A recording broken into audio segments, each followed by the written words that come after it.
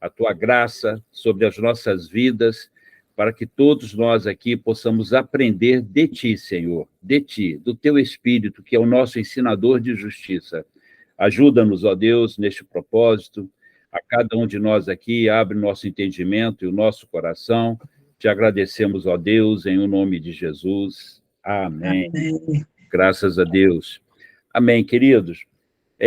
Vamos, antes de entrar aqui no nosso estudo, vamos dar uma olhadinha no que nós aprendemos na semana passada, né? E eu destaquei aqui 7 pontos, né? Que foi a aula passada, foi sobre o Evangelho, é isso? Então, nós temos aí, o primeiro ponto seria, o discipulado tem como objetivo primeiro a correta compreensão do Evangelho. Por quê? Porque o que nós percebemos, né, quando uma pessoa não é devidamente discipulada, ou pelo menos da forma bíblica, como é ensinado na palavra, ela tem uma ideia de evangelho completamente diferente do que a Bíblia nos mostra. Então, o discipulado, ele tem por objetivo nos trazer para o trilho, né? Quando somos discipulados, nós estamos sendo observados e ensinados a andar dentro do que a palavra de Deus nos diz, não em cima daquilo que nos falam, mas em cima do que a palavra de Deus nos orienta. A outra coisa que eu destaco aqui, o ponto 2, é que o evangelho não é qualquer boa notícia. Porque o que é evangelho? Evangelho é boas novas, é uma boa notícia, mas o sentido dessa palavra ele é muito mais profundo, conforme nós falamos na aula passada, que dá a entender de um mensageiro que vem do campo de batalha, depois de anos de guerra, e aí ele chega com a notícia na cidade que a paz foi estabelecida. Esse é o sentido do Evangelho. Uma guerra terrível, onde pessoas estavam sendo mortas, onde estava havendo muita destruição, e aí ele chega na cidade dizendo, olha, a paz foi restabelecida. E aí nós vamos para o cerne da mensagem. Qual é o cerne da mensagem? O cerne da mensagem é que a paz foi restabelecida entre o homem e Deus, através de Jesus Cristo. E onde está escrito isso, Cleiton? Está escrito lá em Romanos, capítulo 5, verso 1. Né? Tendo sido, pois, justificados pela fé, temos paz com Deus, por nosso Senhor Jesus Cristo. Esse é o cerne da mensagem do Evangelho. Evangelho não foi para dar carro para ninguém, para dar casa para ninguém. Evangelho não foi para trazer cura para ninguém. Evangelho não foi para prosperar a vida de ninguém. Evangelho é isso que está aqui, ó. Fazer com que a paz entre nós e Deus fosse restabelecida e mais nada. O que passar disso, meus irmãos, é mentira. Entendeu? Então, o objetivo do discipulado é mostrar essa verdade para as pessoas, porque o camarada entra para o evangelho esperando ficar rico, próspero, abençoado, não ter mais doença, né? E por aí vai. Aí chega lá, se decepciona, porque nada disso acontece, porque não é isso que é evangelho. Evangelho é o que está escrito aqui, em Romanos, capítulo 5, verso 1. Ok? O quarto ponto... Caraca, não sei como é, eu pulei do 3 para o 6 aqui, mas é quarto. O quarto ponto é que há somente um só evangelho, né? E para qualquer outra coisa que apareça se apresentando como evangelho, a Bíblia nos ordena a considerarmos aquilo como anátema ou maldição, irmãos. Isso tem que ficar essas duas coisinhas, olha só. De tudo que foi falado da aula passada, desculpa, eu estou investindo uns minutinhos aqui, porque isso é importante. De tudo que nós aprendemos na aula passada, se nós guardarmos esses 2 pontinhos, é o suficiente. O primeiro, que o Evangelho, o cerne da mensagem, é para nos mostrar que, através de Jesus Cristo, nós adquirimos a paz com Deus. A paz com Deus foi restabelecida. Essa é a mensagem. E a segunda coisa que precisamos aprender sobre o Evangelho é que só tem um. E qualquer outra coisa diferente disso que nós estamos falando aqui a Bíblia nos ordena, não sou eu, não. A Bíblia nos ordena para que nós consideremos isso como anátema ou maldição. Ou seja, se você dá guarida a esse tipo de argumentação, você está admitindo maldição na sua vida. Simples assim. 1 mais 1 igual a 2. Entendeu? A Bíblia é boa por causa disso. Não tem, sabe? É continha exata. Por quê? Onde está escrito isso, Cleiton? Gálatas, capítulo 1, verso 8. Mas ainda que nós mesmos, isso Paulo falando, ou um anjo do céu vos anuncie outro evangelho, além do que já vos tenho anunciado, seja anátema, seja amaldiçoado. É Paulo que está falando isso, inspirado pelo Espírito Santo. Amém? Vamos lá. O outro ponto que eu destaco é que como funciona a salvação de uma pessoa. E há muita confusão em torno disso. Mas precisamos entender que a nossa salvação vem em decorrência da nossa reação pela fé na pessoa de Jesus Cristo através da graça de Deus derramada sobre nós. Então, Deus derrama sobre nós a sua graça e nós reagimos a essa graça tendo fé, crendo na pessoa de Jesus Cristo como nosso único e suficiente Salvador. A partir daí, somos salvos. Isso é o que a Bíblia diz. Aonde está escrito isso, Cleito? Efésios, capítulo 2. Meus irmãos, eu anotei aqui algumas coisas erradas, mas acho que é Efésios, capítulo 2, verso 38, que diz: pela graça sois salvos, por meio da fé. E isto não vem de vós, é dom de Deus. Não vem das obras para que ninguém se glorie, porque somos feitura sua, criados em Cristo Jesus para as boas obras, as quais Deus preparou para que andássemos nelas. Então, é assim. Obrigado, meu irmão. É que eu fiz uma confusão aqui na hora que eu transcrevi, eu bati a referência errada. Então, meus irmãos, essa aí é a síntese da aula passada, do que é o Evangelho. É isso, simples, muito conciso, muito simples. E agora, dito isso, nós vamos para a lição seguinte, que é sobre a fé. Só que nós vamos fazer o seguinte, os irmãos já estão percebendo que nós estamos entrando em águas mais densas, né? E aí, queridos, precisamos tomar cuidado para não assim, passarmos batido, né, sobre coisas importantes. Então, o que nós vamos fazer hoje? Essa aula 3 aqui, que é sobre fé, ela tem 4 tópicos. Nós vamos estudar 2 hoje, e na próxima aula vamos estudar os outros 2. Amém? Para que a gente possa fazer isso dentro de um tempo mais curto, com um pouco menos de informação, para que todos possam assimilar, e principalmente para que as dúvidas sejam colocadas. Entendeu? Para que ninguém vá aí com dúvida, né? Permaneça com a dúvida. Então, nós vamos ler o nosso texto base, que está em João 6, 29, que diz assim: Jesus respondeu e disse-lhes: a obra de Deus é esta, que creiais naquele que ele enviou. Amém.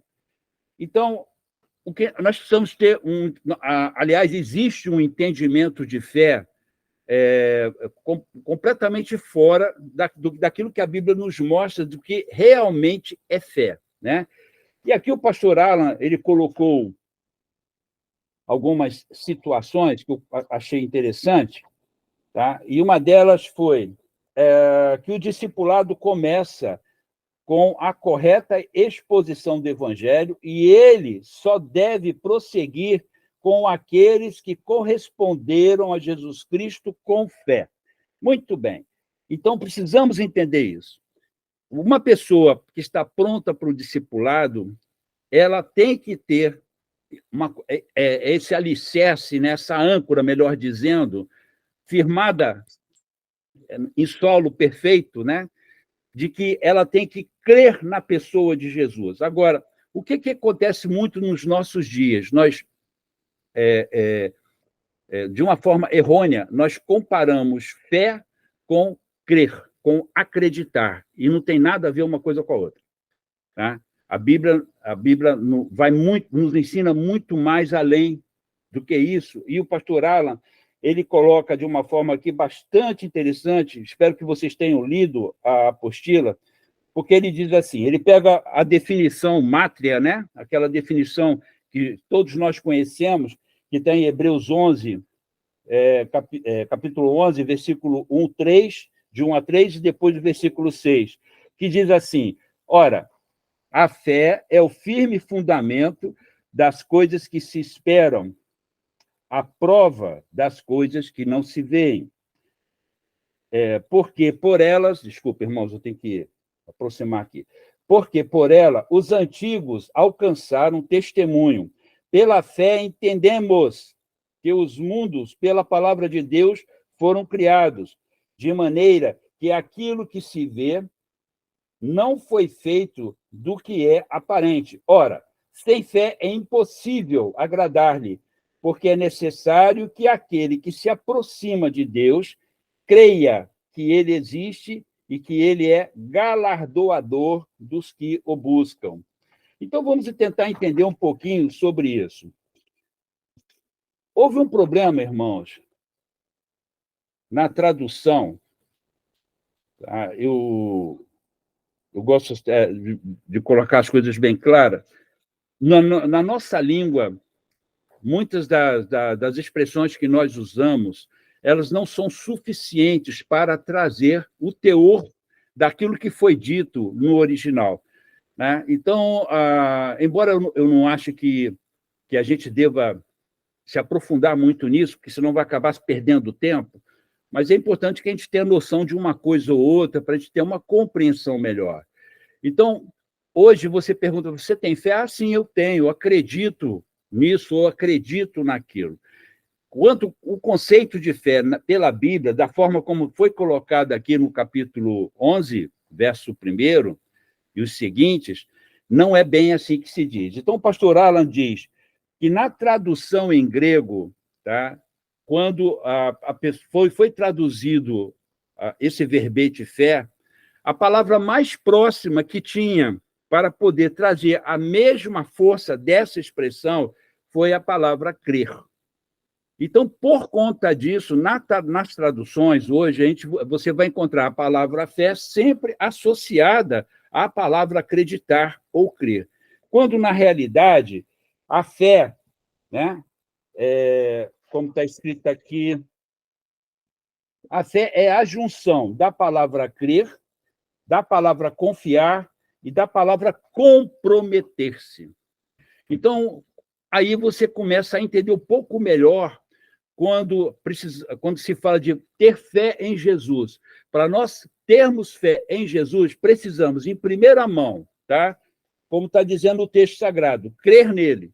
Crer que ele é o Filho unigênito do Pai, que ele desceu do céu, que ele é o Filho de Deus, que Deus designou para nos trazer a salvação. Você crê nisso.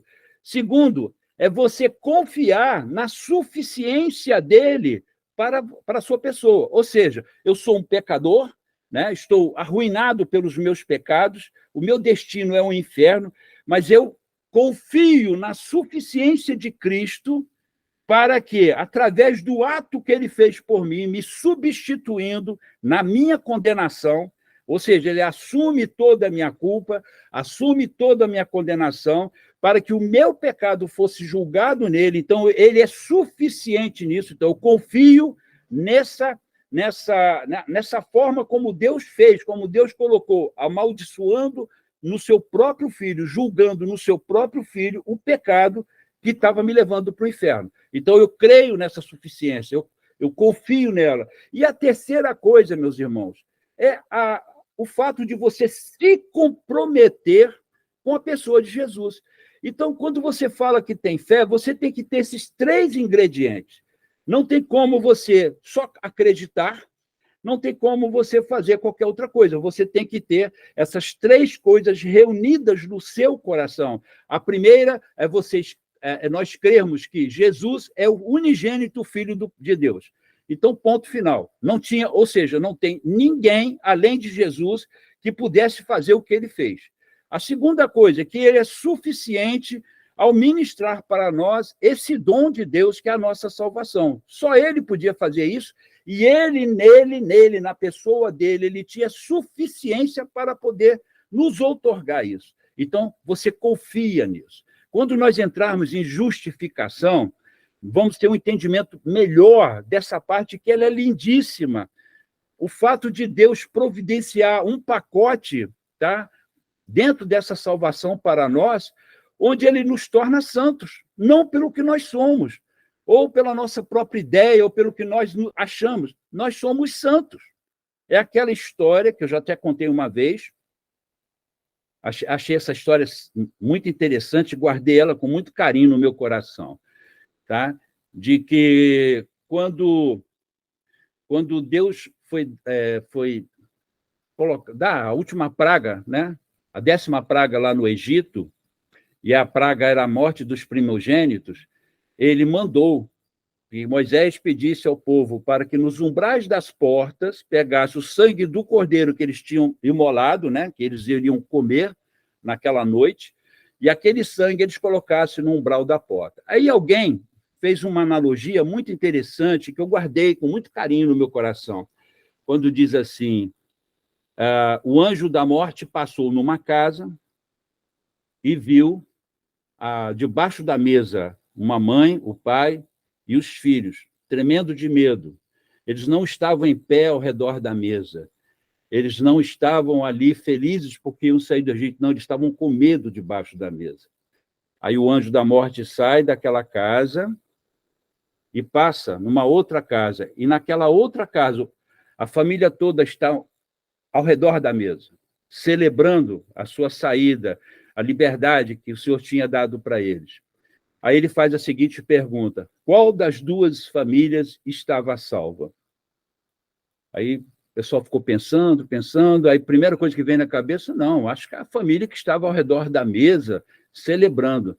Ele falou, não, as duas famílias foram salvas, porque o sangue estava na porta. Então, a justificação, tá, ela traz isso para nós. É esse conceito que vem para nós, de que não somos nós, não somos o que fazemos, ou que somos, ou que representamos na sociedade, dentro da igreja, mas sim o que Jesus fez por nós.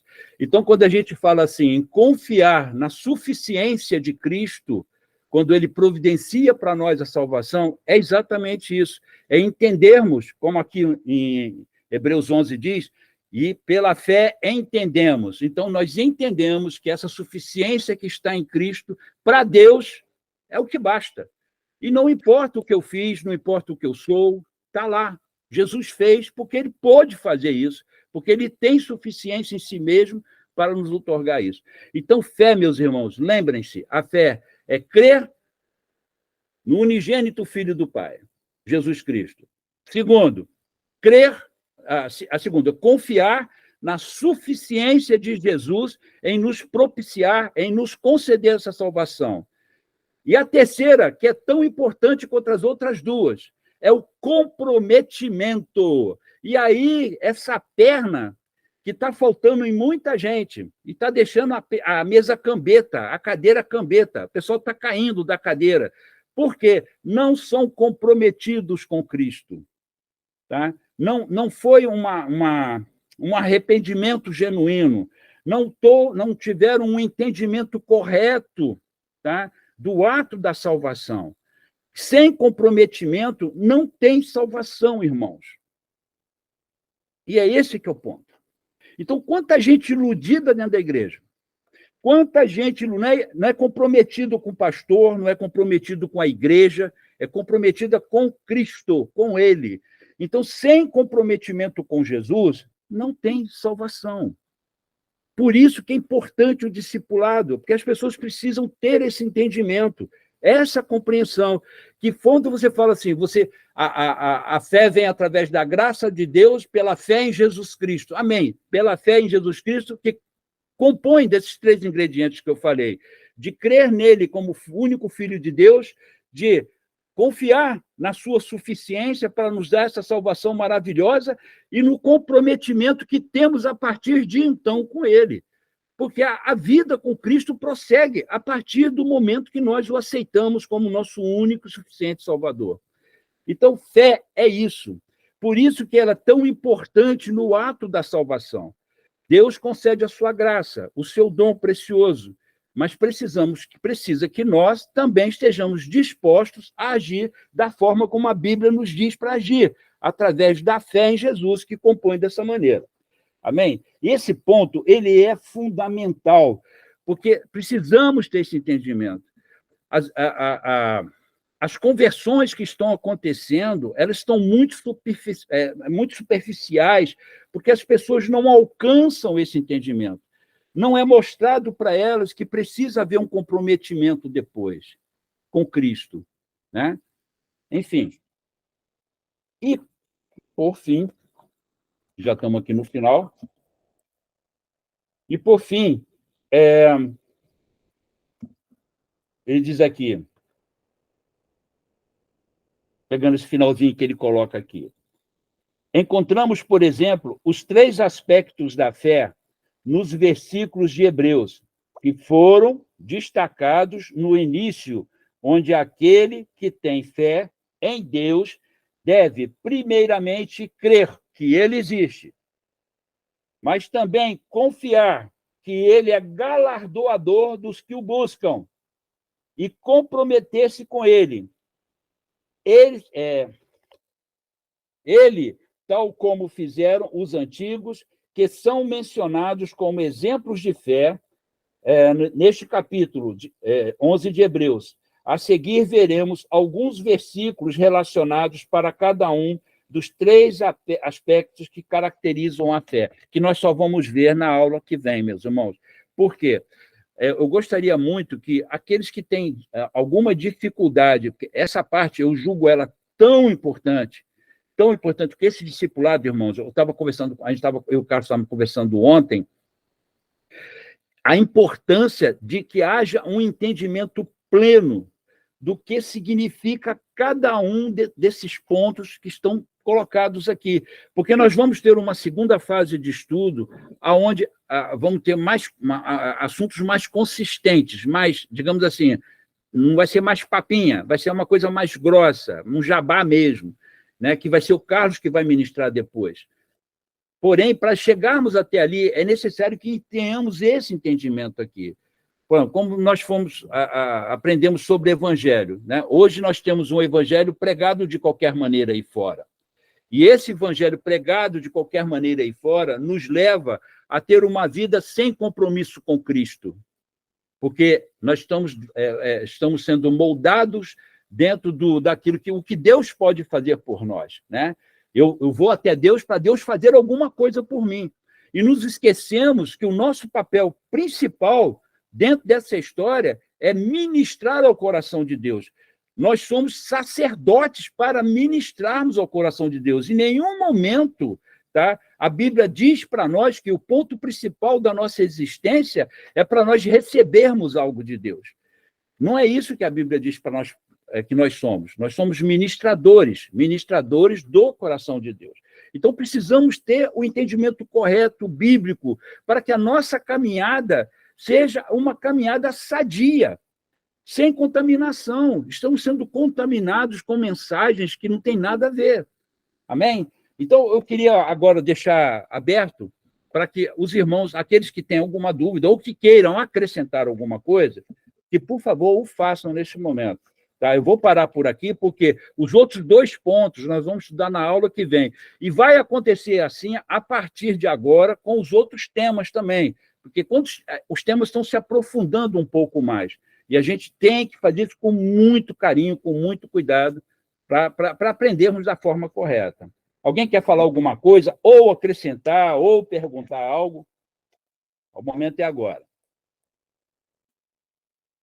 Bora, gente. Pode falar, meu irmão. Pode falar, meu querido.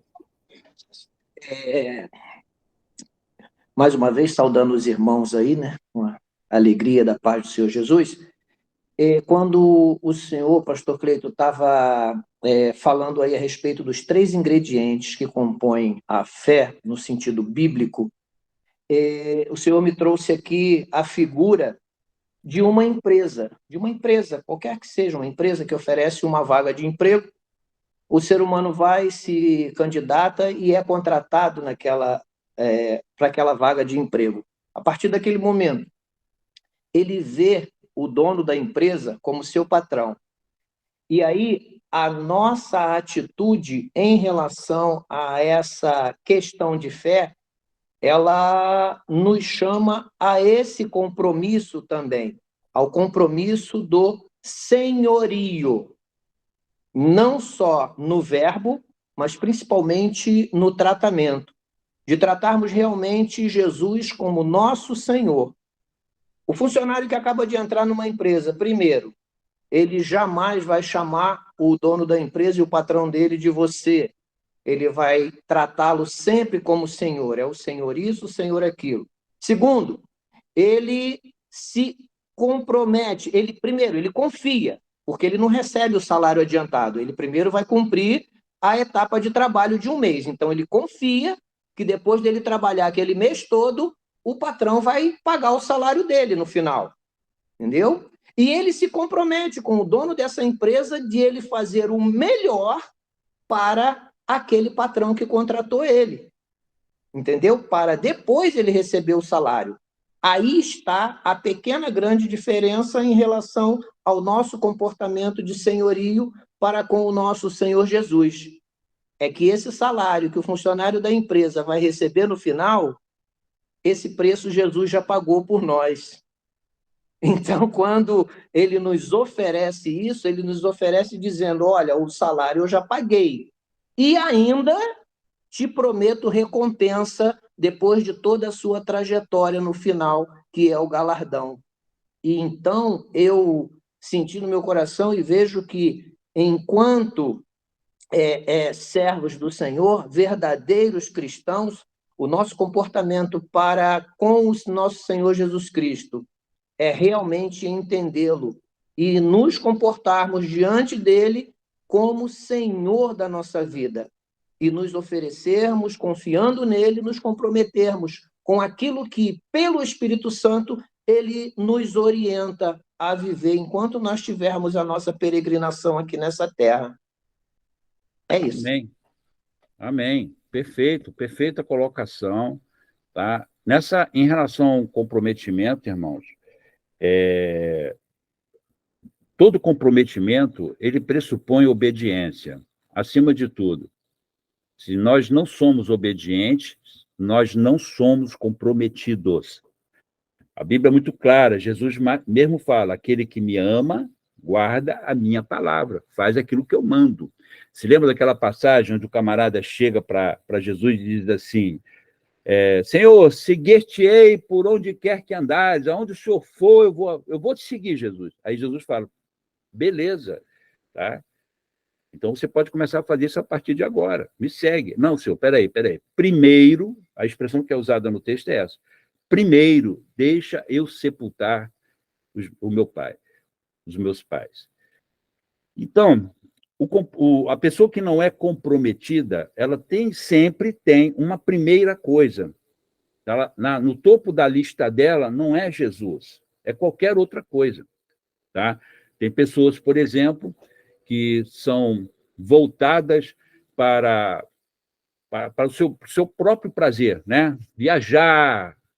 Não que seja ilícito isso, mas o fato é que quando você substitui Jesus, quando você tira Jesus do topo da lista, tá? E coloca qualquer outra coisa ali, eu só queria deixar claro que Jesus não vai para o segundo lugar, simplesmente ele não entra na lista.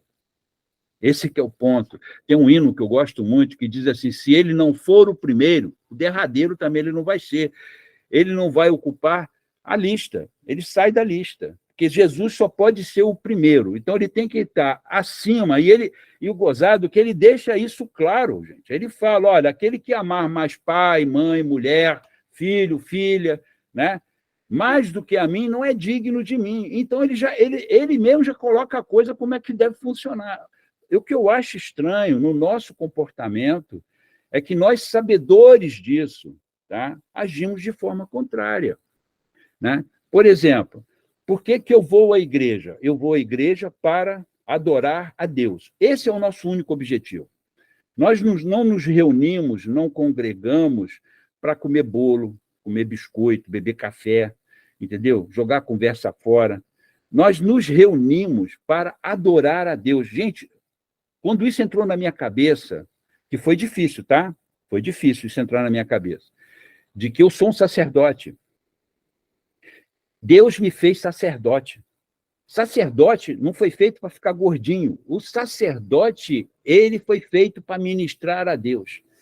O sacerdote é aquele cara que entra lá no lugar santíssimo, tá? Se dobra diante do Deus Todo-Poderoso e ministra o coração dele. Ministrar o coração de Deus. O objetivo da nossa existência é só esse. E as pessoas não entenderam isso ainda. Eu custei entender, tá? Por isso que até dou um desconto para quem não conseguiu entender ainda, porque eu demorei muito para entender o fato que Deus não me fez para ter carro novo, Deus não me fez para ter casa, Deus não me fez para ter dinheiro no banco, Deus me fez para ser adorador dele, tá? Adorador dele. E quando eu me reúno com os meus irmãos, os outros adoradores, vamos adorá-lo juntos, reunidos, como igreja. Então, esse que é o ponto. Comprometimento, tá? Pressupõe isso. Obediência à palavra. Então, fala assim, não deixai de congregar como é o costume de alguns. Aí, o que acontece? O camarada falta, não vai na reunião, ele é sacerdote. Olha só, o cara é sacerdote, mas ele falta o culto. Ele não vai no culto por qualquer outro motivo. Às vezes, os motivos mais... Estou falando de coisas que eu fiz, tá? Eu já faltei ao culto para celebrar aniversário de casamento, que eu poderia celebrar em qualquer outro horário, mas eu resolvi celebrar na hora do culto. Entendeu? Pequei? Claro que eu pequei. Claro que eu pequei. Aí Jesus falou, bom, eu não sou o primeiro na tua lista, então estou fora dela. Isso aconteceu há 5 anos atrás, irmãos. 5 anos atrás. Então, eu quero que os irmãos entendam que essa parte do comprometimento é essencial. Não é opcional. Ah, eu sou comprometido hoje, eu sou, mas amanhã... Não. Entendeu? Não, ou você é comprometido ou você não é comprometido. Então, é importante que nós tenhamos esse tipo de entendimento. Porque se você diz que tem fé, mas não é comprometido com Jesus, perdoe-me, mas você não tem fé nenhuma. Então, para eu dizer assim, eu tenho fé, então pressupõe o quê? Que dentro da minha fé, tá? Eu sei que Jesus é o unigênito do Pai, eu confio na suficiência de Cristo na minha vida, e terceiro, eu sou comprometido com ele, aí eu tenho fé. Se faltar qualquer uma dessas pernas, a minha fé está prejudicada. Então, as coisas dentro do reino de Deus, elas são muito explícitas, muito escancaradas, para que ninguém tenha dúvidas, entendeu?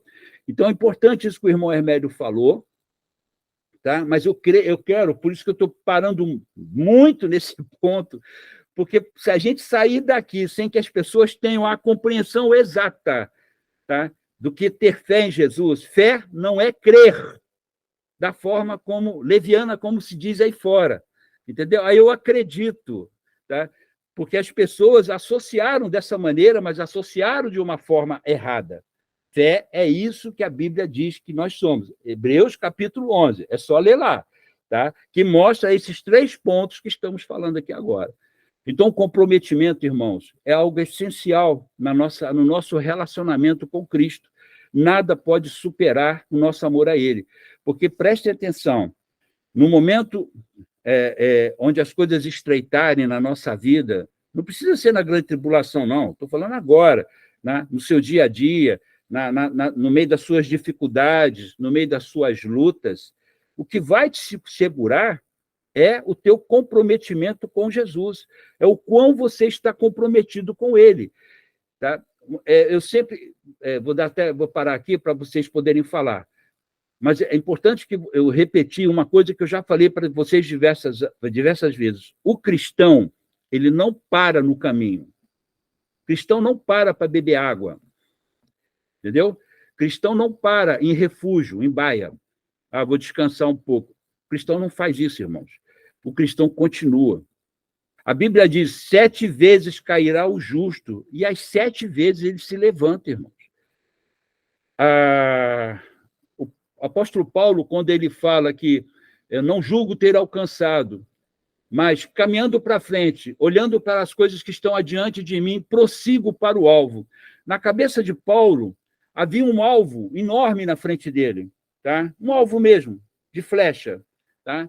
E aí vocês imaginem só, quando o flecheiro vai tentar acertar o alvo, ele não acerta na primeira, algumas vezes sim, mas outras vezes ele erra.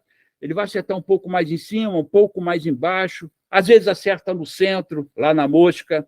A questão toda, queridos, é que nós precisamos entender que, mesmo a despeito de nós errarmos, tá? Nós vamos continuar atirando as nossas flechas. A gente não pode parar. Prossiga para o objetivo que é Jesus. Tá?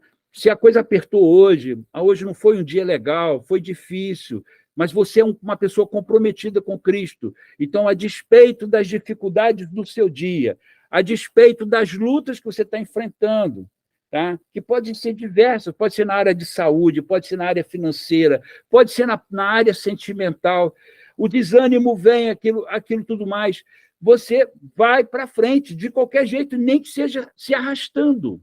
Comprometimento é isso. O comprometimento não pressupõe parada. O comprometimento, ele automaticamente te remete para frente.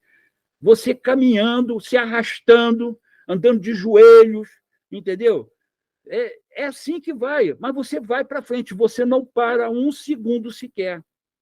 Nós hoje estamos aqui porque não desistimos. Nós não desistimos a despeito dos problemas que nós enfrentamos lá no passado. E continuamos. Fomos para a casa da Cláudia, né? Ficamos ali 2 anos e 3 meses. Continuamos. Podíamos ter desistido. Quando a administradora lá do prédio chegou para mim e falou assim, olha, vocês não podem mais se reunir aqui. Né? Eu podia chegar para você e falar, irmãos, foi muito bom enquanto durou. Né? Cada um para sua casa agora, vamos louvar a Deus pela telinha. Né?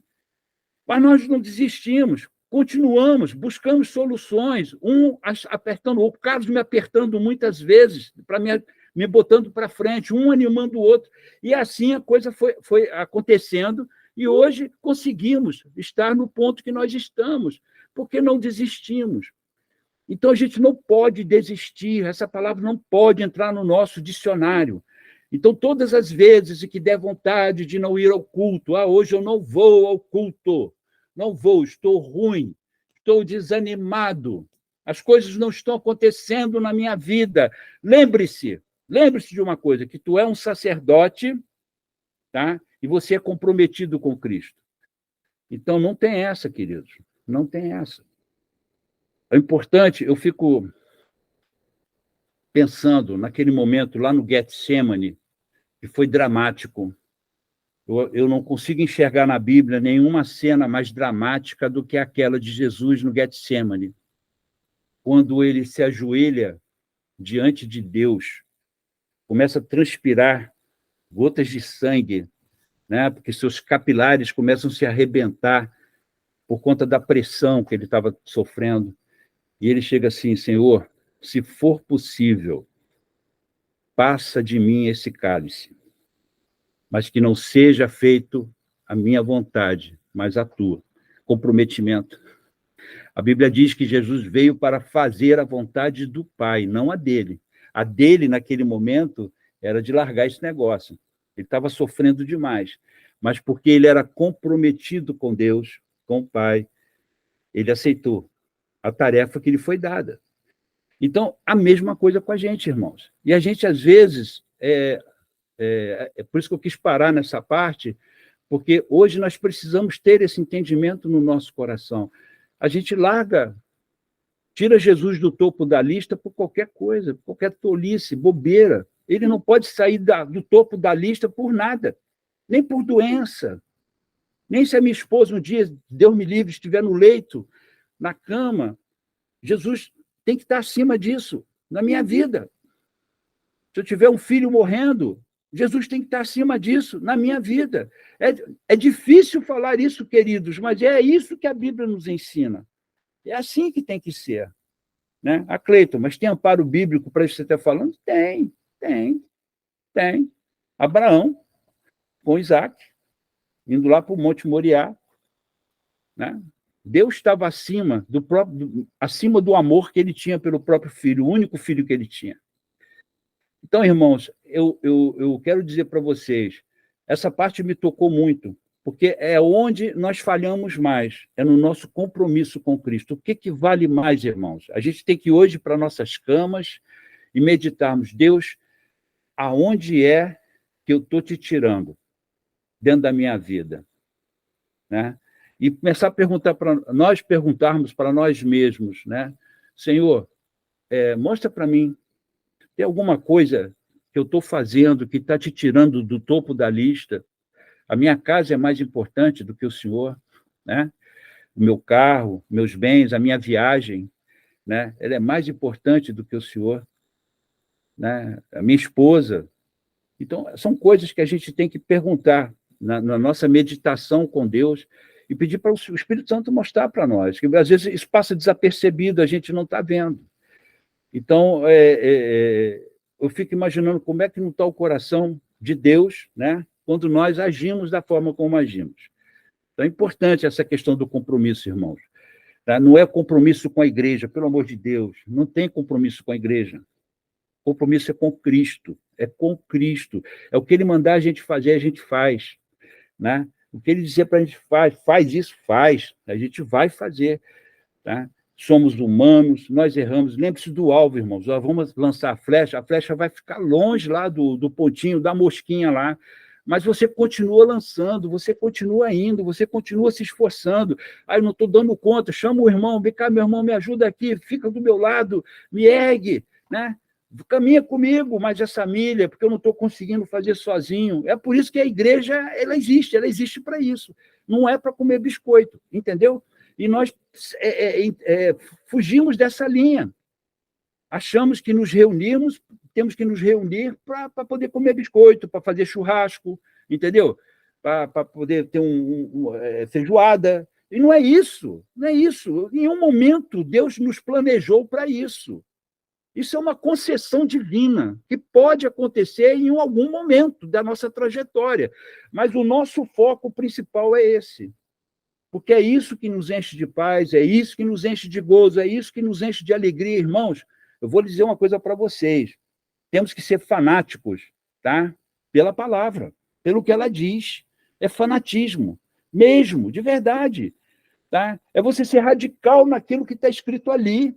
E não arredar o pé dali, fazer igual Paulo fala. Se alguém vier com o evangelho diferente do que eu estou falando para vocês, esse cara é um maldito, não se associa a ele.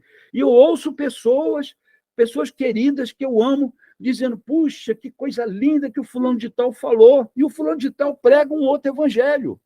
E nós admitimos isso na nossa vida. Então, amados, a lição de hoje é essa, para todos nós. Tá? Que nós temos um compromisso com Jesus, e esse compromisso não pode superar nada na nossa existência, mas é nada mesmo. Né? E devemos andar nessa linha. Amém? É isso. Ainda tem um tempinho. Vocês querem falar alguma coisa? Cleiton, fala. Rapidinho, paz do senhor. Mas até desculpa o atraso, eu fiz confusão de horário. Eu estava ouvindo uma moça hoje, ela falou assim, irmãos, ela é cristã, e ela falou assim, Jesus, ele sempre quer o primeiro pedaço do bolo. Você pode dar o primeiro pedaço, pode dar o bolo inteiro para uma pessoa, mas é o primeiro pedaço que é que faz o significado, que é o pedaço de honra. Eu achei isso bem interessante. É isso. Se ele não for o primeiro, ele não é nada. Tá? Ele não é nada. E todas as vezes em que nós temos que ter isso na mente, todas as vezes que nós escolhermos qualquer outra coisa na nossa vida em detrimento da pessoa de Cristo, tá? Podem ter certeza de uma coisa, ele não está na nossa lista. Não está, irmãos, não está. Entendeu? Ou a gente segue a Bíblia do jeito que ela nos diz para fazer, ou, irmãos, a gente ignora a Bíblia, ignora o cristianismo, sai da igreja e vamos viver uma outra vida. tá? Porque a vida do Evangelho, por isso que a gente vem aprendemos sobre o Evangelho, né? Na aula passada, para entender que o verdadeiro Evangelho é esse, queridos, é esse. Tá? Então, você tem um compromisso com Jesus Cristo, não é comigo, e não é com o Carlos, não é com o irmão Reginaldo, não é com a IBC Tijuca, você tem um compromisso com Cristo, Cristo. Então, você lembre-se sempre disso, ele está no topo da minha lista. Então, qualquer coisa que venha superar ele, então está errado, está fora da palavra. Então, você tem que se policiar, tem que se cuidar sobre isso. Então, vamos martelar sempre nisso, irmãos, porque é a parte fundamental da fé. Não existe fé, irmãos. Não adianta você chegar para mim, ou eu mesmo chegar para vocês e dizer, eu sou um homem cheio de fé, se eu não tenho essa postura bíblica. Tá? Eu creio no Filho de Deus, no Filho unigênito do Pai, eu confio na sua suficiência para mim. Quando eu falo que eu confio na suficiência dele para mim, eu confio em todas as coisas. Ou seja, ele pode fazer por mim aquilo que ninguém pode fazer. Tá tudo na mão dele. A minha vida está depositada na mão de Jesus. Então, o que acontece? Não existe nada na esfera humana, aqui, nessa esfera nossa aqui, tá? Que Jesus não possa nos suprir. Dinheiro, comida, vida sentimental, vida profissional, tá? Qualquer coisa. Gente, nós precisamos nos avaliar. Chega a ver, vem cá, o que eu estou fazendo? O que eu estou privilegiando mais em detrimento da pessoa de Cristo? Essa é a pergunta que nós temos que fazer para nós mesmos. O que nós estamos privilegiando mais em detrimento da pessoa de Cristo? Porque muitos de nós nem lê Bíblia, entendeu? Nem orar, ora. E esse que é o ponto. Pode falar, meu irmão. O Diego quer falar. Fala, Diego. Pastor, então, se eu entendi bem, então, na verdade, a questão da fé, o comprometimento, então, ele é meio que a palavra-chave, né? Porque não adianta você somente crer e também, eu creio em Jesus e eu confio nele. Mas sem o comprometimento, ele meio que se torna, vamos dizer assim, nulo. Porque, por exemplo, tem até aquela passagem de Pedro, quando ele vai, se eu não me engano, Pedro, quando vai caminhar nas águas, que Jesus fala para ele assim, homem de pouca fé, porque ele crê em Jesus, ele confiou em Jesus, mas em determinado momento, ele, talvez numa falta de comprometimento ali, ele caiu e ele afundou. Então, acho que é meio que a palavra-chave, além do crer, que na tradução aqui, que pelo que eu entendi, foi uma questão de tradução e associa a fé, a palavra crer, o comprometimento, ele é a base da fé. Eu diria que o comprometimento, porque o comprometimento é uma consequência, tá?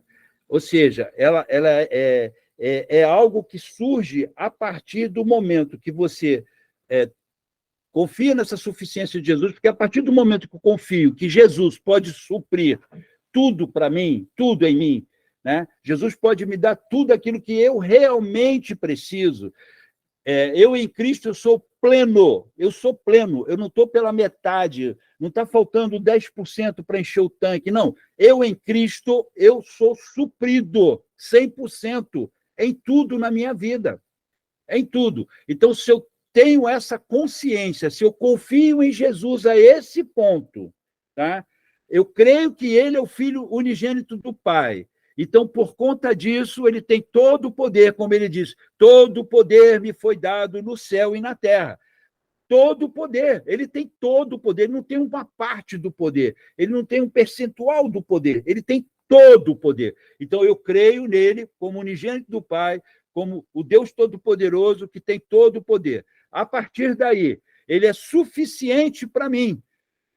Ou seja, aonde eu acho que eu tenho prazer, aonde eu acho que eu me preencho, eu me completo, eu transfiro isso para a pessoa de Jesus e ele passa a ser a pessoa que me preenche, me supre.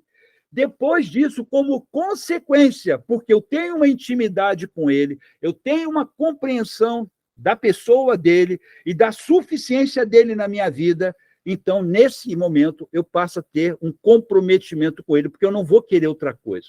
O comprometimento é uma consequência desse entendimento, dessa sua disposição. Porque aí, a partir daí, você não vai querer mais largar Jesus.